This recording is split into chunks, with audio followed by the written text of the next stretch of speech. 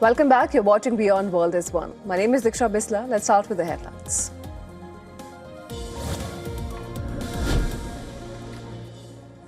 Canadian Prime Minister Carney departs Beijing, wrapping up landmark visit to China that produced an initial trade deal slashing tariffs on electric vehicles and canola. Heads next to Doha for further diplomatic talks.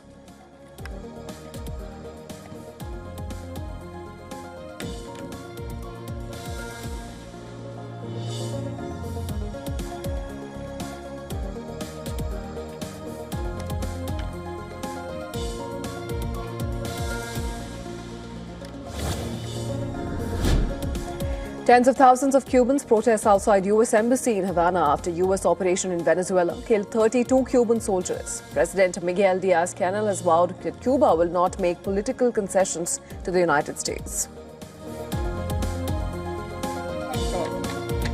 Infame secretario de Estado.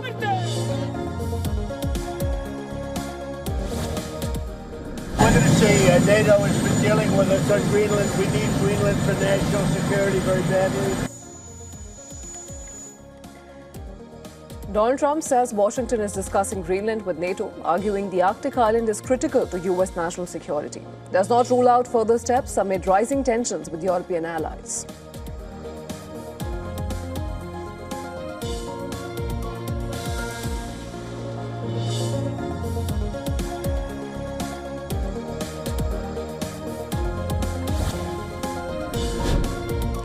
Thousands of supporters of Yemen's UAE-backed STC gather in port city of Aden for a large rally called by the separatist group, demanding the release of delegation, which they claim was detained in Saudi Arabia.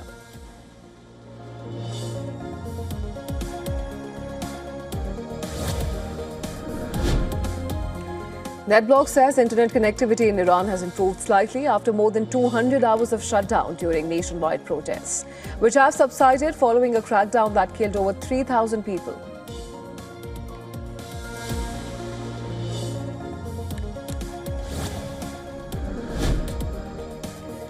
U.S. judge orders immigration agents in Minnesota to dial back their aggressive tactics, barring the detention or arrest of peaceful protesters and drivers and using pepper spray against demonstrators.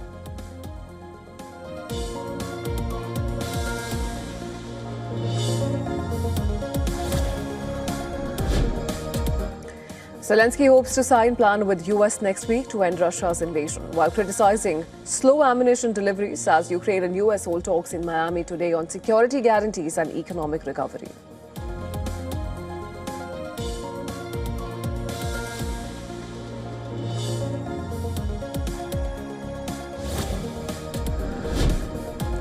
Armed robbers carry out brazen burglary at New York City Pokemon card store, terrifying staff and customers during a community event. Other Pokemon card shops across the city have increased security measures.